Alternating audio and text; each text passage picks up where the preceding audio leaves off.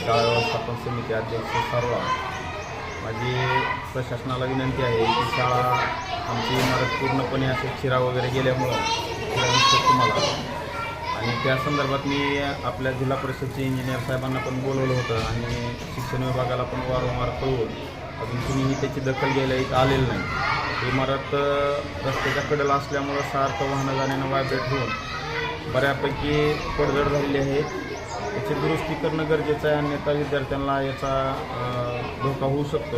या संदर्भात मी वारंवार वरिष्ठांना बोलून सुद्धा आणि आमच्या मुख्याध्यापकांनी सुद्धा बोलून याच्यावर कुणीही अजून दखल घेतली नाही. तर प्रशासनाला विनंती आहे की याची दखल घेऊन शाळा दुरुस्त करून द्यावी.